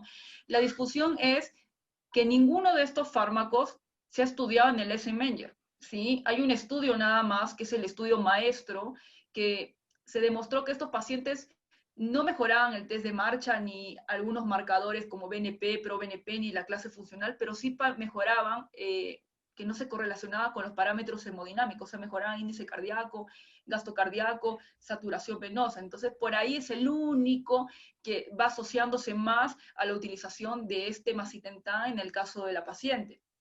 Ahora, ¿por qué decidí utilizar el macitentan o no utilizamos el bosentan y el abrisentan?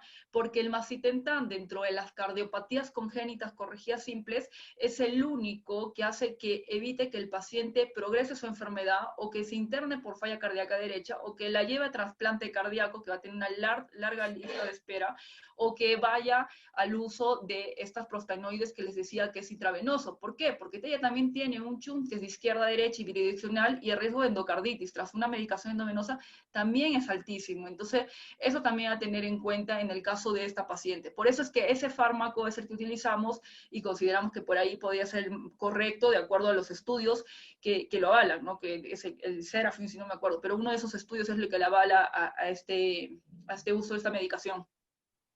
¿Riociguat no se ha probado en estos pacientes? No, el riociguat está indicado solamente en idiopáticas y en hereditarias, no en Y en cardiopatías TEP crónico. congénitas. Y ahora en miocardiopatías hipertróficas que hacen hipertensión pulmonar, que tienen cierto grado de indicación, pero no en este grupo. No. Uno de los inhibidores de la fosfodiesterasa 5 que fueron aprobados inicialmente para la disfunción eréctil, como el sildenafilo, el tadalafilo, el verdenafilo, producen también una importante vasodilatación pulmonar, y ahí por qué se utilizan en estos pacientes. Tenemos, por ejemplo, el sildenafilo, que es un inhibidor potente de la fosfodiesterasa, es selectivo y se puede administrar tranquilamente por vía oral, y se ha reportado hallazgos igual para mejoría de la capacidad de ejercicio y los síntomas hemodinámicos. Pueden ser utilizados individualmente o pueden ser adicionados también al tratamiento con los anteriores que acabamos de ver, con los antagonistas de la botelina. Bueno, los principales efectos adversos son la cefalea y la hipotensión, que también hay que tener cuidado. Las dosis que estaban dispuestas ahí, del sildenafilo de 5 a 20 miligramos puede darse 3 veces al día, o el tadalafilo de 40 miligramos una vez al día de manera continua. Sigamos. Los análogos de las prostaglandinas también han demostrado mejorar los síntomas y la tolerancia al ejercicio. Sin embargo, es más difícil acceder a ellos.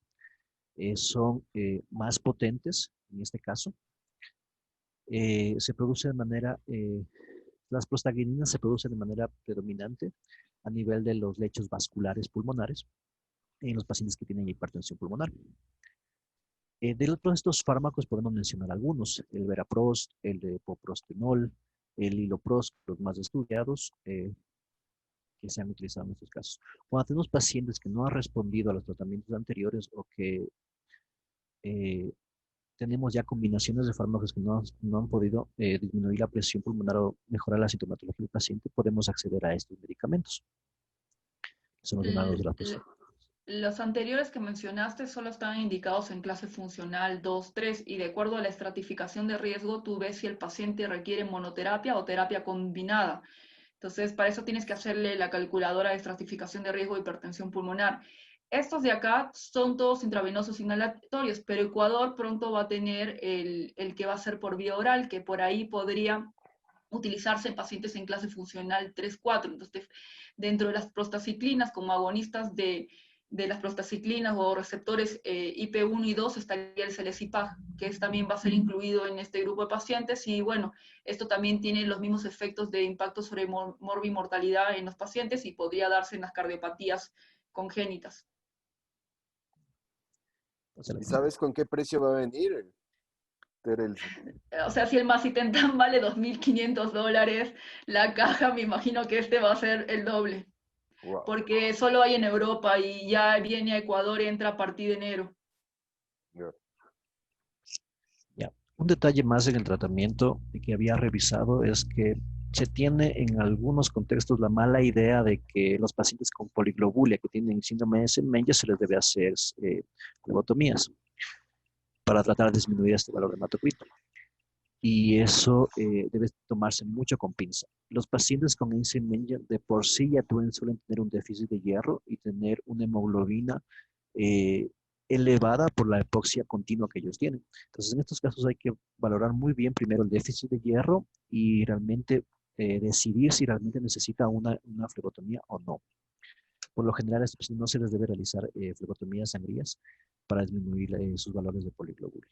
Hace 15 años lo realizaban, ahora lo contraindican por completo, excepto que no se tenga cefalea, visión borrosa o alguna sintomatología, depende del médico, se podría realizar. Y dentro del paquete en sí de control del paciente con hipertensión pulmonar, sí o sí, nosotros les pedimos una ferritina y saturación de transferrinas porque pues hay que manejar esa parte por el hecho de que el paciente puede descompensarlo inmediatamente y es uno de los causantes también de internación en este grupo de pacientes. Siguiente.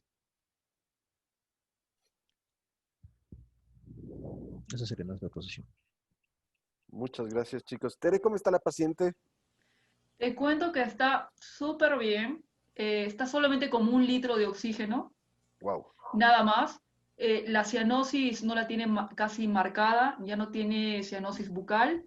Deambula, le hicimos un test de marcha, o sea, dentro de la estratificación de riesgo, ella está dentro de intermedio a alto, ¿no? Alto. Pero le hice un test de marcha que basal no estaba tan mal, hizo 330 metros. ¿Sin oxígeno? Sin oxígeno. Sin oxígeno, wow. sí. No he vuelto a tener más episodios de hemoptisis, entonces yo creo que las resistencias vasculares pulmonares han disminuido y que ese fue el causante que hizo que la paciente tenga la hemoptisis. O sea, claramente fue porque hemos reducido las presiones bruscamente. Yo sé que el macitentan es muy hipotensor, pero está ahora con 25 cada 8 de sildenafil y lo está tolerando bastante bien con el macitentan de 10 y está haciendo rehabilitación cardiopulmonar. Entonces, eso también le está ayudando bastante junto con la suma de la medicación. Es más, le pedí ahora marcadores para poder ver en cuánto voy. Y, por ejemplo, el BNP, o sea, si yo lo tengo el BNP mayor de 300 o el ProBNP mayor a 1400, mal pronóstico. Yo lo debo tener menos de 30 el BNP y el ProBNP menor de 300 es mi objetivo. El BNP ahora último lo tenía en 20 y el ProBNP lo tiene en 200, si no me equivoco, 200 tantos. O sea, buen pronóstico para el paciente. Yo creo que de acá a unos meses habrá que hacer el tema del probable cateterismo, solo que el cateterismo en este caso está contraindicado por el hecho de que como tienen que entrar a la arteria pulmonar y hacer el inflado del pulmón, claro, el riesgo de hemoptisis otra vez, entonces hay que compensarlo un poquito, pero necesitamos saber sí o sí cuánto tiene ahora de resistencias y cuánto tiene de presión pulmonar media, a ver si ha mejorado un poco, pero clínicamente es llamativo la mejora del paciente. Claro, si usaba 5 litros con 85% en y ahora está con 1 litro y hace sus actividades, o sea, camina, por lo menos antes no caminaba, estaba postrada la paciente. Entonces sí, mejoría clínica es increíble. Ah, me alegro.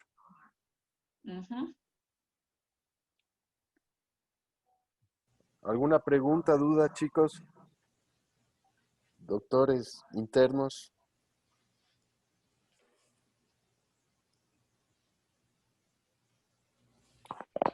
Eso quiere decir o que saben todo o que no entendieron No entendieron nada.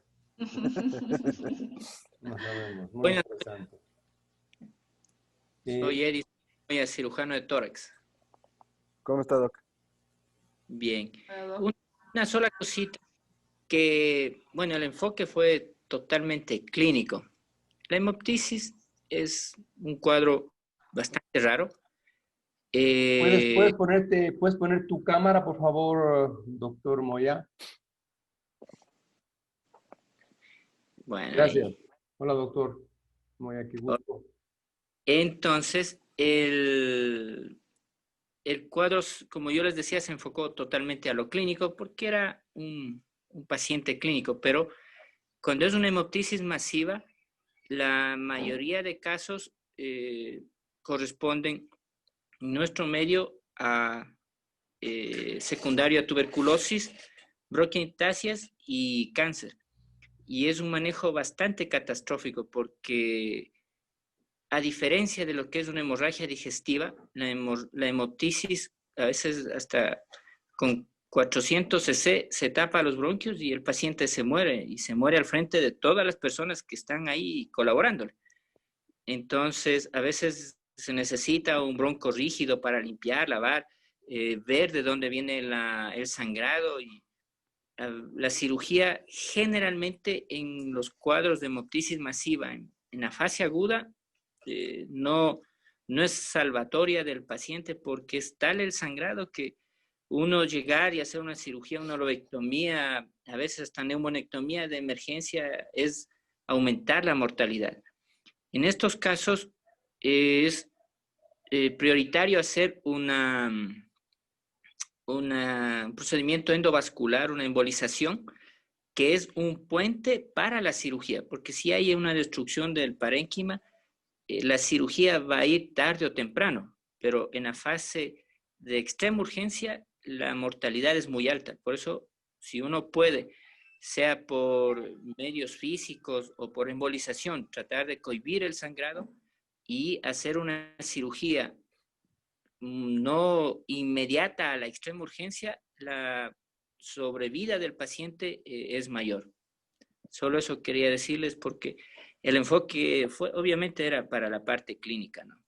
Y la radiografía, alguien le escuchaba que a veces nos da el sitio del sangrado. Más que eso, es la visualización de la lesión que se tiene, porque por gravedad a veces la sangre cae a los lóbulos inferiores y no es fácil decir de tal sitio viene el sangrado, sino que ya entramos con cierta visión, como les digo, hacer la broncoscopía rígida o poner el tubo doble lumen y salvar el pulmón que no está sangrando, porque si no el paciente se tapa y se muere, ¿no?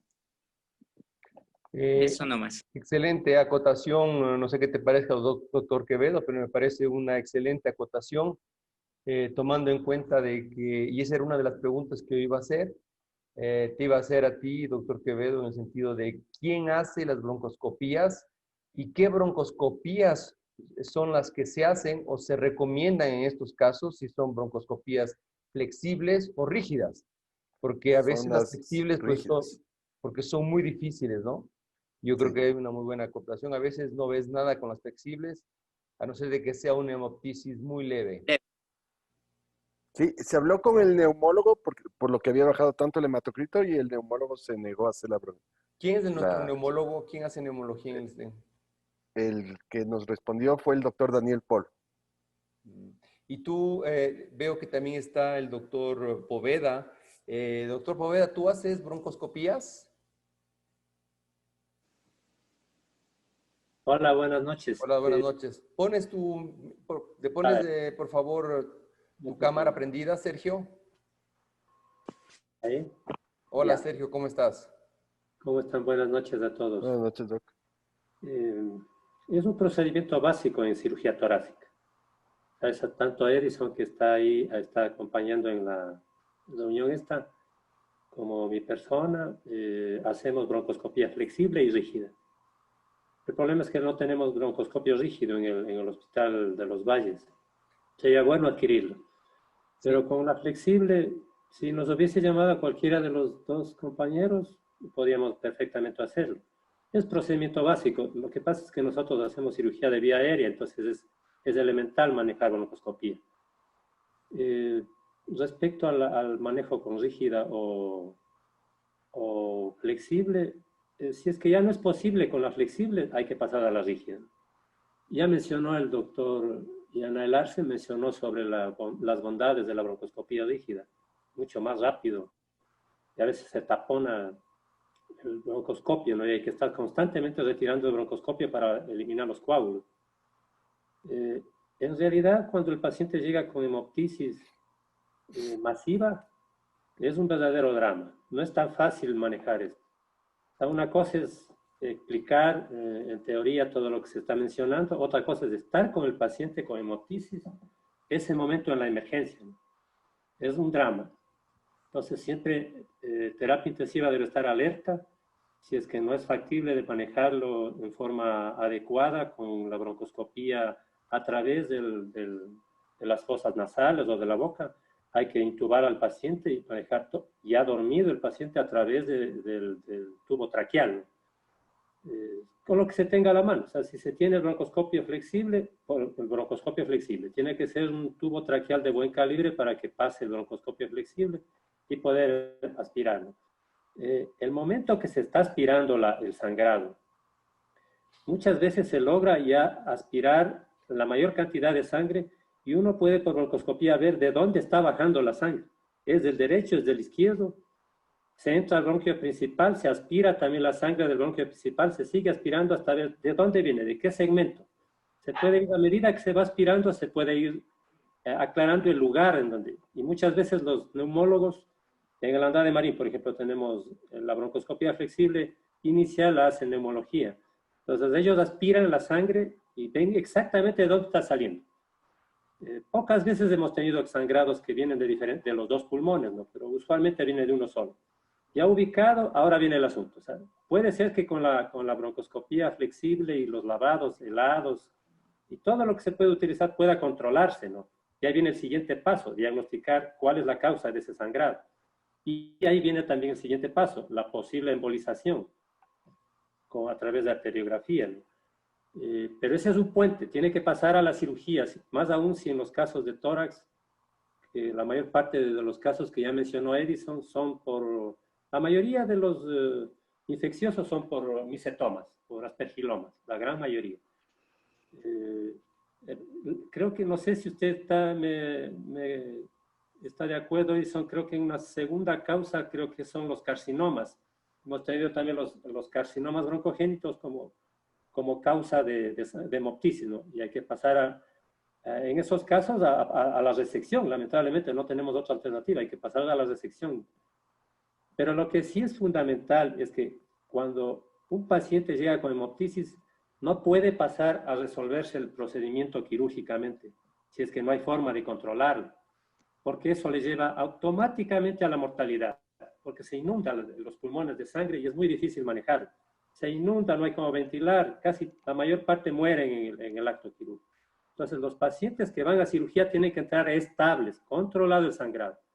Y hablando de patología pulmonar, una vez controlado el sangrado, bien sea por intervencionismo, con embolización, ese es un puente, tiene que pasar a la cirugía. Tiene que pasar a la cirugía. Muy buena acotación, doctor Poveda y doctor Moya.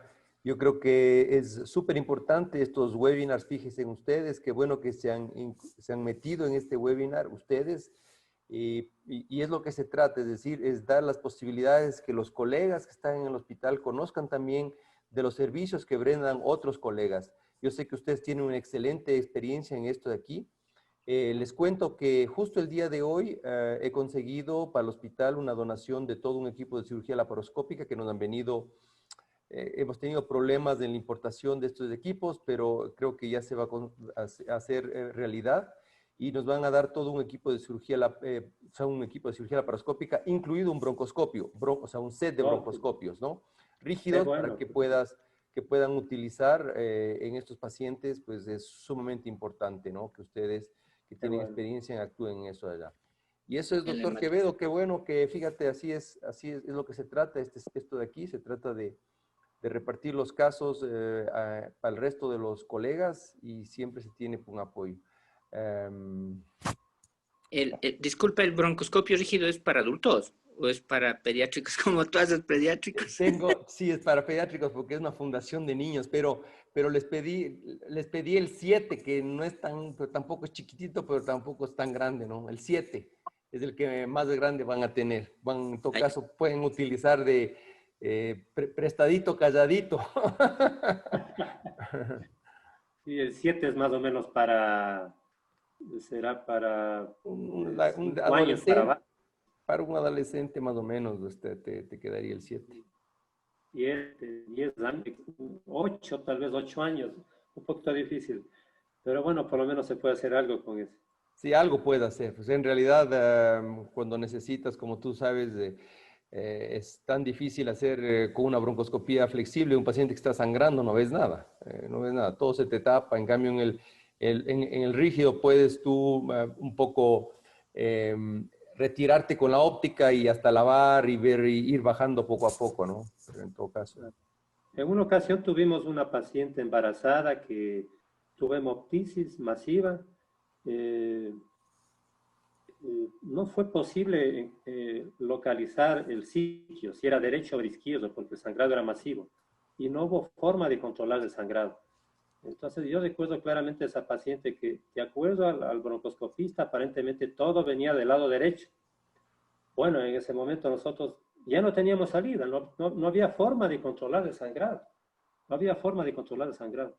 Entonces, recuerdo que se entró a quirófano y se le clampeó el pulmón derecho, el ilio, ¿no? El ilio. Se le clampeó, pero lamentablemente venía también del otro lado. Era un síndrome de Rendu-Weber-Osler, con múltiples malformaciones vasculares, bilaterales. Perdió el bebé y murió la señora también. Qué pena, ¿no? La mayor parte de las hemoptisis que hemos tenido han sido generalmente por secuelas de TB con aspergilomas o no secuelas de TB con aspergilomas puros y carcinomas broncogénicos. Entonces, siempre se ha hecho el control para pasar estable con el paciente al procedimiento quirúrgico de resolución. Perfecto. Doctora María Teresa Zúñiga, excelente su presentación, en su caso. Hay unas preguntas sobre cuáles son los efectos colaterales que podría tener este paciente con las dosis elevadas de sildenafil. Generalmente el sildenafil produce solo hipotensión o taquicardia refleja. Sí, esos son los efectos más adversos y sobre todo cuando quieres iniciar terapia combinada, que en el caso de la paciente por riesgo intermedio o alto, se nos es difícil porque también los otros fármacos que estás recibiendo, que son los ARE, también te producen hipotensión. Entonces, aunque la titulación debe ser agresiva, nosotros siempre ponemos cortes de presión arterial sistólica mayor o igual a 90. O sea, si el paciente tiene mayor o igual a 90, a seguir adelante con la medicación. Si el paciente, digamos, llega a tener 80, 85 de sistólica, que generalmente por disfunción del ventrículo derecho puede tener hipotensión, y manejar esa hipotensión y vivir con esa hipotensión, no hay problema mientras el paciente no tenga sintomatología asociada a la hipotensión o tenga hipotensión ortostática. Entonces, hasta esas cifras generalmente damos esa medicación, pero esos son los efectos adversos más que generalmente se producen más con el sildenafil que es lo que vemos. Pues otros efectos adversos que se han mencionado como erupciones o rash o estos asociados, no, casi nunca. ¿Y priapismos? Priapismo sí hay cantidad de nombres, sin embargo, vemos muy pocos pacientes con hipertensión pulmonar en hombres. La mayoría son mujeres, entonces, cuando ha habido que dar en hombres, damos generalmente sí a dosis muy bajitas, empezamos para que no tengan problemas y se asocia a otros fármacos, pero sí, es un efecto adverso en ellos. Gracias, doctora. Tengo otra pregunta. Vamos casi 8 minutos 50, 1 hora 50 minutos de webinar. La pregunta es sobre el ácido tranexámico. ¿Qué evidencia hay de su utilidad y de su eficacia, no solamente en casos de sangrado, sino en general? Porque como que es algo que ha salido medio sin efecto, digamos, sin estudios muy sólidos. ¿Qué opinión tienen ustedes sobre el ácido tranexámico, doctora y doctor Quevedo o resto de colegas? Yo le puedo decir de la parte cardíaca. Hay varios estudios de cirugía cardíaca por recuperación cardiovascular en cualquier cirugía, sea por anastomosis coronaria o sea por enfermedad valvular. El ácido tranexámico ayuda a evitar las hemorragias y ya han demostrado que reducen también la internación en unidad coronaria. En ese grupo de pacientes sí estaría indicado. En el caso de este pacientes con hemoptisis secundaria y hipertensión pulmonar Eisenmenger, tiene su a favor y su en contra. ¿Por qué? Porque sí, como Hernán le dio en forma inhalada y cuando conversamos si podíamos darle en forma de comprimido o otra forma, lo dudamos. ¿Por qué? Porque estos pacientes también tienen hiperviscosidad. Entonces también hay estudios que han demostrado que estos pacientes los puedes llevar a la formación de trombosis. Entonces, ¿qué hacemos? Entonces, por eso es que decidimos solamente en forma inhalatoria y en bajas dosis para que no tenga este efecto contraproducente. Entonces, tampoco hay estudios en esa parte que avalen, solamente es en cirugía cardíaca. Sí. Doctor Quevedo, ¿alguna predisposición? Principalmente en pacientes con shock hipovolémico por traumatismos, por politraumatismo, está demostrado que el ácido tranexámico disminuye la mortalidad. Y después tiene otros usos, por ejemplo, en accidentes cerebrovascular hemorrágico por trombolíticos, se puede dar para el edema angioneurótico en pacientes para profilaxis y antes de procedimientos dentales en pacientes con anticoagulación. Muy bien. Bien, doctor Quevedo, la despedida. Un gusto a todos, muchas gracias a la Tere, su ayuda ha sido innegable. Esperemos que salgan los casos de cardiología. El resto a los chicos de posgrado y de internado, gracias por la presentación, estuvo muy buena. Falta pulir ciertos puntos todavía, pero quedo contento con esto. Muchas gracias por la invitación, te agradezco, Hernán. Muchas gracias, doctor Michel. A las órdenes, qué bueno, realmente ha sido un buen round. A ustedes les toca en 3 semanas más, doctor Quevedo. En 4. En 4 semanas, sí, en 4 semanas. El doctor Castillo no le veo por aquí. ¿Qué le pasó? No veo algunos internos, pero en fin, iremos puliendo poco a poco. Deberían también, doctor Quevedo, unir más al servicio para que vean, haya mayor participación, no solamente de cosas bonitas, sino de discusiones de alto nivel, ¿no? Es lo que se trata. Y pues bueno, agradecerles a todos por la participación y gracias y que tengan una buena noche todos ustedes. Lo mismo, Doc. Gracias, Buenas Michelle. noches, hasta luego. Buenas noches, Y gracias, Michelle. Hasta luego, por Michelle, tu gracias. Gracias, participación. Michelle. De nada, hasta luego.